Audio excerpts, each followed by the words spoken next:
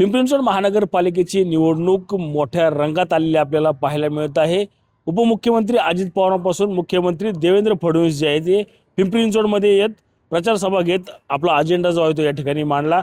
त्यात वेगळं पण पाहिलं तर उपमुख्यमंत्री अजित पवार यांनी महानगरपालिकेचा काढलेला भ्रष्टाचार या संदर्भात मोठ्या प्रमाणात जे आहे ते आरोप या ठिकाणी झाले। मात्र यावर कुठलाही स्थानिक भाजपचा नेता जो आहे तो या ठिकाणी बोललेला नाही। आता या संपूर्ण निवडणुकीविषयी चर्चा करण्यासाठी आपल्यासोबत प्रचार प्रमुख आमदार शंकर जगताप आहेत। काय सांगाल, गेल्या काही दिवसापासून रणधुमाळी जी आहे ती सुरू झालेली आपल्याला पाहायला मिळत आहे। अनेक आरोप प्रत्यारोप या ठिकाणी सुरू झाले।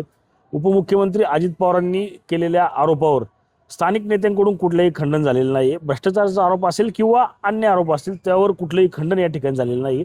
कशा प्रकारे या भ्रष्टाचाराच्या आरोपाला तुम्ही उत्तर द्याल?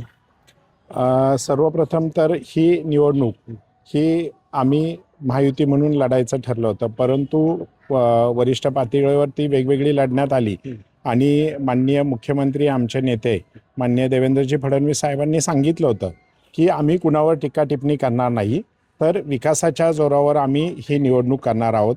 जो विकास 2014 नंतर मोदी सरकारने केला, 2014 नंतर फडणवीस सरकारने केला आणि 2017 नंतर महापालिकेमध्ये भारतीय जनता पार्टीने जो केला त्या मुद्द्यावर आम्ही इलेक्शन लढत होतो। त्याच्यामुळे आम्ही कुणावर आरोप केल्यावर प्रतिआरोप करणार नाही।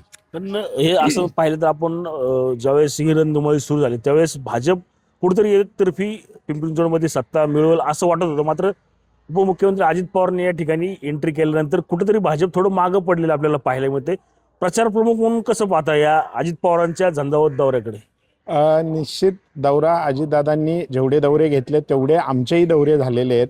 मग त्याच्यामध्ये मुख्यमंत्री साहेबांच्या 2 सभा, एक मोठा कालचा रोड शो झाला, त्याचप्रमाणे आमचेही प्रदेशातील नेते मग चंद्रशेखर बावनकुळे साहेब असतील, आज शिवेंद्रराजे भोसले आहेत आणि आमचे असे अनेक नेते हे कोपरा सभा घेतात, जागोजागी प्रचार करतात आणि त्या कुठे माध्यमांमध्ये येत नसल्यामुळे असं दिसून येत आहे की एकतर्फी म्हणजे अजितदादांच्या या सभेमुळे कुठेतरी जी एकतर्फी वाटणारी महापालिका ती आता दुरंगी लढतीत आली असं माध्यमांच्या माध्यमातून दिसतंय। पण तसं जनतेत नाही आहे।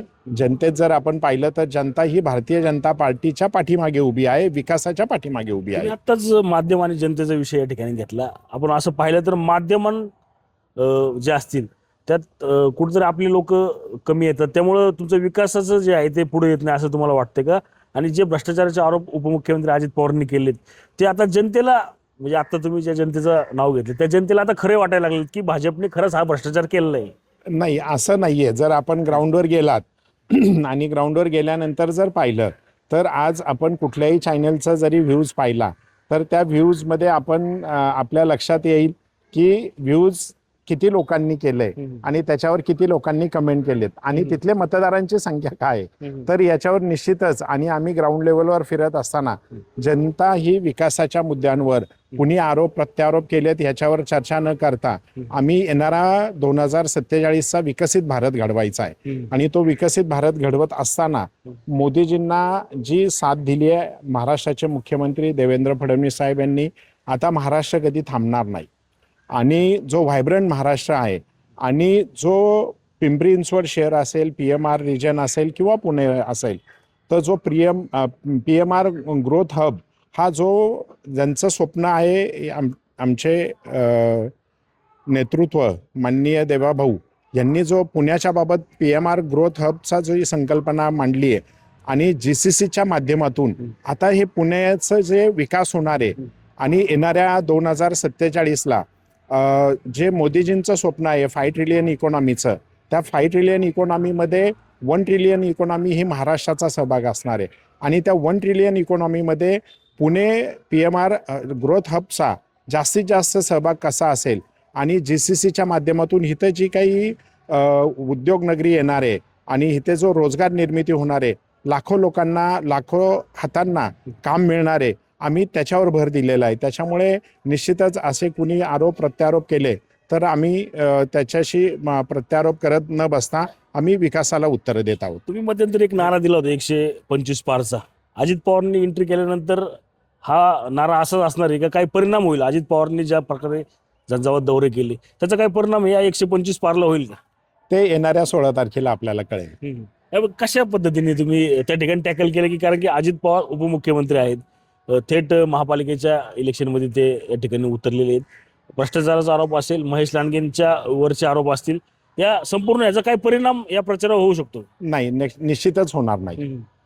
काल आपण पाहिलं तर अजित पवारांनी जाहीरनामा देखील या ठिकाणी प्रसिद्ध केला. त्यामध्ये मेट्रो असेल, PMPL असेल, हे फ्री करण्याचं जे आहे ते त्यांच्याकडून आश्वासन देण्यात आलेलं. पाण्याचे असे अनेक आश्वासन जे आहे त्या ठिकाणी दिलं. कसे पाहता या आश्वासनाकडे सगळ्या, म्हणजे त्यांच्या जाहीरनाम्याकडे एकूणच? कालच्या जाहीरनाम्यामध्ये जे काही अजितदादा बोलले त्याला माननीय मुख्यमंत्री साहेबांनी उत्तर दिलेलं आहे आणि त्या उत्तराच्या बाबत 100% मी तुम्हाला सांगेल की ज्या पद्धतीनं अजितदादांनी जे काही फ्री देण्याचं जाहीरनाम्यात केलं तर आम्ही सुद्धा म्हणजे मुख्यमंत्री साहेब पण बोललेत काल की काल मुख्यमंत्री साहेब डिक्लेअर करणार होते की पुण्यावरनं जेवढ्या विमानात प्रवासी प्रवास करतात त्या महिलांना सगळ्यांना आम्ही फुकट देणार आहोत. जाहीर करायला काय जातंय अशा पद्धतीने आहे. तर निश्चितच या जाहीरनाम्याची दखल ही जनता घेईलच. उपमुख्यमंत्री अजित पवार जे आहेत त्यांचे अनेक आरोप जे आहेत तुमच्या पक्षावर, स्थानिक नेत्यांवर केले किंवा स्थानिक पातळीवरच्या राजकारणावर त्यांनी केलं, वर गेलेले नाहीत ते. एकूणच तुमची जर सत्ता आली कुठेतरी कमी पडले तुम्हाला नगरसेवक, तर तुम्ही राष्ट्रवादीशी हातमिळवणी करणार का? तो वरिष्ठांचा प्रश्न असणार आहे, परंतु त्याच्या अगोदर सत्ता ही भारतीय जनता पार्टीचीच येणार. एक हाती सत्ता येणार आणि भारतीय जनता पार्टीचाच महापौर होणार. नक्कीच एक हाती सत्ता जी आहे ती पिंपरी चिंचवड महानगरपालिकेमध्ये भाजपचीच होणार आहे. कुणाचीही गरज जी आहे ती या ठिकाणी लागणार नसल्यामुळे महापौर जो आहे तो आगामी काळात भाजपचाच बसेल असा विश्वास जो आहे तो आता प्रचार प्रमुख आमदार शंकर जगताप यांनी या ठिकाणी व्यक्त केलेला आपल्याला एकूणच पाहायला मिळत आहे. रणजित जाधव, TV9 मराठी, पिंपरी चिंचवड.